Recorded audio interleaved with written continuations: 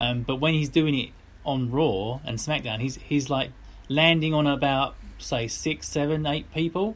I feel like WWE would have a problem letting him do that one-on-one with someone, jumping onto him over that rope like that, because he's a fair lump of a man. Yeah, he's a big guy. Yeah, so I feel like sooner or later, if he wasn't the main roster, he'd just get more and more restricted, and then sort of have the Rusev effect. He came on as the super athlete and was like very athletic and did loads of wonderful things, and then all of a sudden they got bored of him, didn't they, and just like dropped him down now to where he is.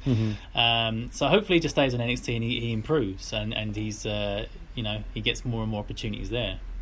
Yeah, fair enough. And also NXT UK, we've had a bit of exposure for, of course, a group of Walter as well. He's been very much in shone on the light a little bit, and it's nice to see him because again, he's not got what you'd call the Vince McMahon body look, has he? I mean, just this week, in fact, I posted a video to Matt talking about ICAPRO. The vitamins that WWE used to try and sell you on their TV stations, and I'm telling you, Walter would not have been used in that commercial. He would have been used as, this is what I look like and this is what I look like now. And by the way, for anybody that doesn't know about ICAPRO, you've got to want it.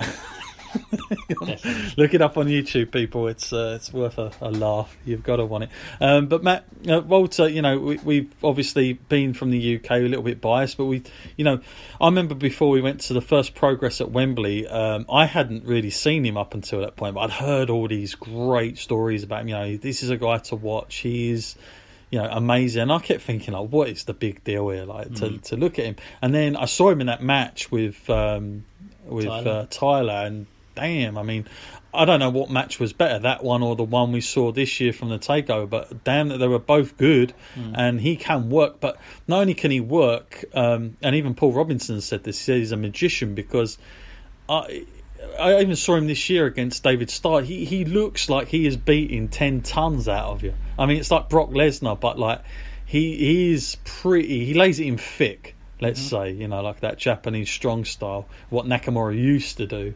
But do you think, I mean, he's always coming out, though, and he's always saying, I don't want to move to America. I like where I am. So he seems that kind of guy that's maybe a bit like Lesnar in a lot of ways, doesn't like the limelight too much, and he's quite happy in the UK. Do you think it's best to keep him in the UK as almost like our own sort of Brock Lesnar here for a while? So long as NXT UK is doing well, I see that making sense. I don't think he has to change too much. It would be getting ahead of yourself, wouldn't it, to start making those kind of plans, and you never know how they're going to use you in the main roster. And to be fair, the way they did use him in Survivor Series, it wasn't great. No, people were chanting BS and stuff about it, and I don't think that really impressed anyone. I feel like he should have had a longer showing in that match, but at least in NXT UK he's doing well, so the sky's the limit for him there. Yeah, in fact, all the guys in that group, what is the group called? Imperium. Yeah, they're all really super talented. I mean, all of them are really, really good. I just think that character wise they're probably not WWE style, but I think for us in the UK we absolutely enjoy them, so hopefully that continues and helps us out here with everybody else.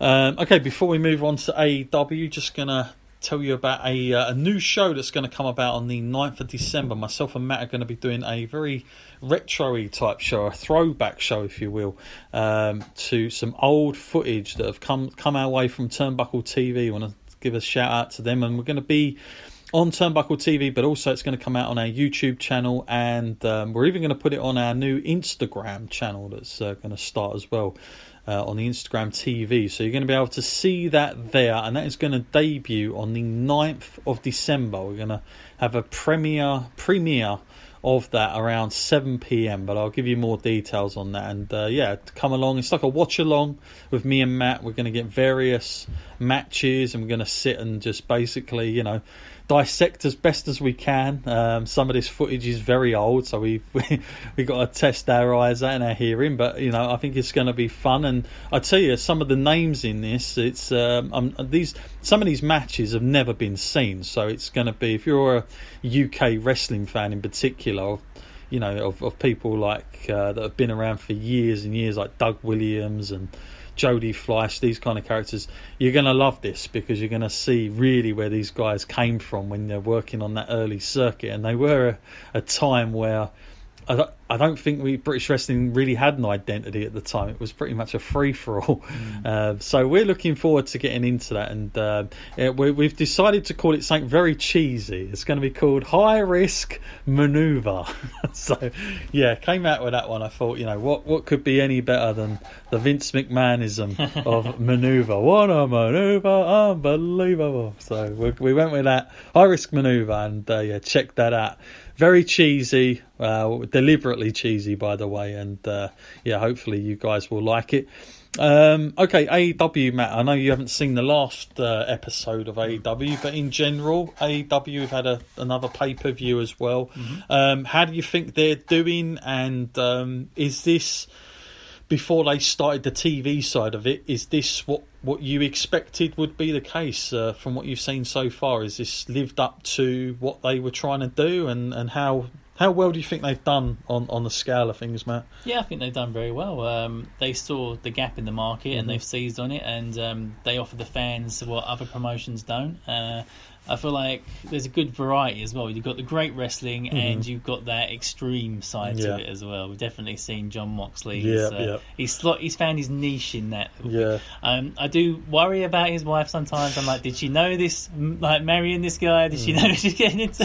Her tweets are a bit worrying sometimes about him, but so they've definitely got a good variety going on there. I'm sure Jericho is something that haunts the WWE to this day. Like, why didn't you give him a better offer? Because he's tearing it up down there, and the most for me, there's so many champions these days, but Jericho may be the most interesting one. He's so versatile, so knowledgeable, and he just does so much for the guys that he's working with. It could be anyone. He'll do his best to put them over and make them look good. And he likes a bit of the bubbly. Yeah, definitely.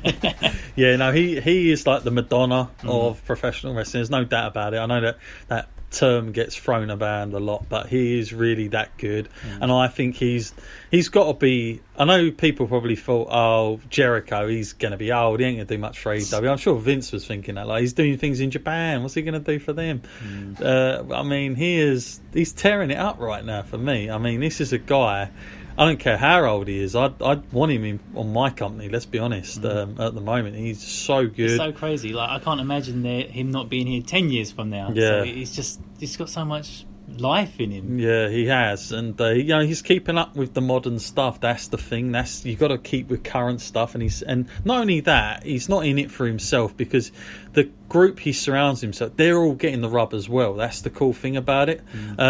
Just a quick thing, MJF, Matt, finally, we sort of seen him take the U-turn on Cody. I guess that was coming at some point, because I was kind of thinking, like, why is he's with them? There's a bit of a grey area. I kind of was liking it. I kind of thought at some point that's going to happen. It did happen. I got quite the reaction. But MJF, I mean, we've always speaking very highly of him on our show, and one of the few guys that really does take his character, like we wish Bailey would be like that all the time. This guy is like that. I saw him recently on videos, signing, people paying to get something signed and then being abused by the guy.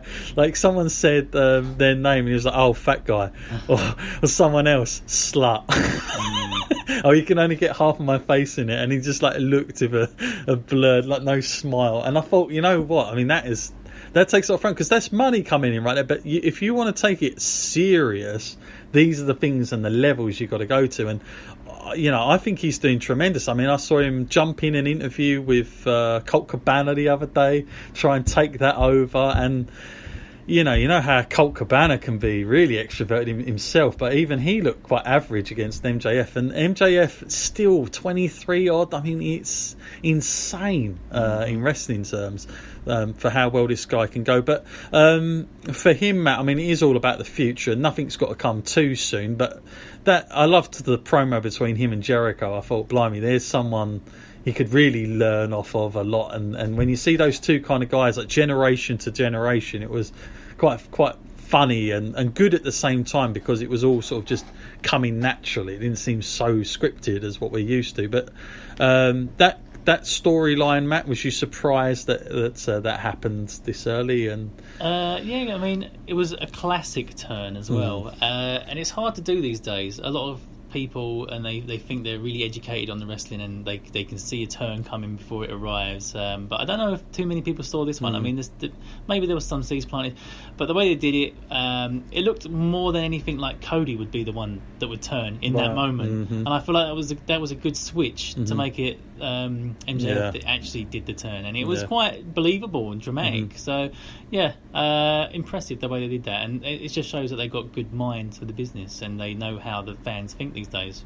Yeah, I think one thing that's coming clear for me, Matt, is they're not going to hold back on big matches. They seem like every pay-per-view they want to get to, they want the big matches there, and then there's no, we've got to wait for WrestleMania, or we've got to wait for a Saudi trip to come up for the big matches. They seem like they're going to push these out quick, because we've already seen quite a lot of big matches that I thought they might steady themselves for, but they've sort of gone full hog to it. So I think the sky's the limit there with him. We've always praising him.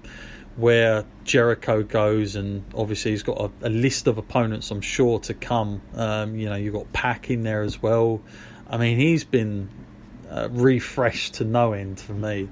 I actually think the show itself is still doing well. I mean, I know a lot of people say, no, it's starting to get a bit stale and all this, but I think, hang on a minute, it's a brand new company.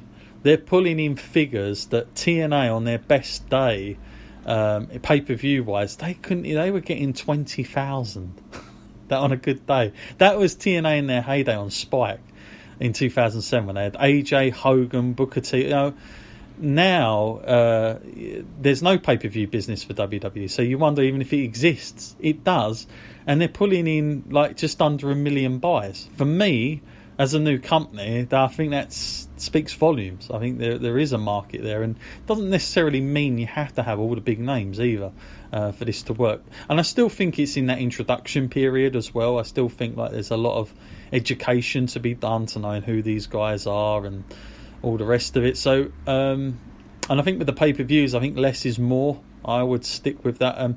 What have you made of Cody Rhodes getting the trademarks for Bash at the Beach recently, and some of the old WCW names, and WWE are not too impressed because there's maybe a lawsuit coming in their way allegedly that's happening. But what do you think to Cody doing that, Matt? Yeah, it's a pretty cool idea. I mean, it's hard to come up with new and exciting names for your pay-per-views these days, and people love a bit of nostalgia, so it's great to see these things revived. I mean, WWE weren't doing anything with them anyway, so it's not like they can be too sore about it.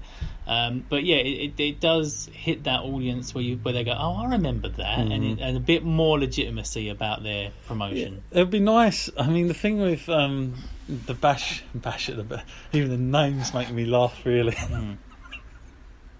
I can imagine, when was the last time you had a bash at the beach? You gotta want it. No, but when you hear Bash at the Beach, the whole thing in WCW is they would do it at a beach. Now WWE don't do things like that. So I was thinking to myself, I wonder if Cody will actually go the full way and have it outside, and that'd be so because fun. it does bring a different atmosphere to it. What was the show where they were outside, kind of? It's a really odd looking one they did earlier this year. Was it Fighting for? I can't remember if it was that. For the Fallen. Yeah, was it that one or was it the other one? I can't remember. They had an open top sort of baseball. Yeah, that's the one I was talking about. Yeah, that was quite unique. But yeah, anytime you can do that, I think it helps stand out from the crowd. So we'll definitely see with that. Anything more from you, Matt, for AEW that you've picked up on these last few weeks? Any new talent you've seen? I know everyone's very much on the Orange Cassidy stuff. They loving that still. The guy hasn't even spoken, and he's more over than most. Yeah, Billy Gunn. There's so much talent down there. Just to pick out one is a bit unfair, really, because they do such a good job of showcasing the younger talents now. I do feel like that they focus a lot on Jungle Boy lately, and that's good because he's something different. I mean, you wouldn't look at him and go, "That's a wrestler," would you? No, I mean, he doesn't really come off that way. And who's his partner now? The smaller guy.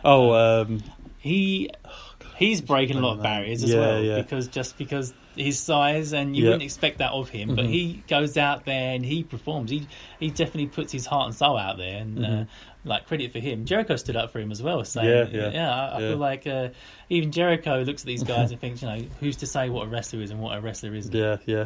And their talent pool is still very deep. I mean, that's the thing, you don't recognise that there are so many guys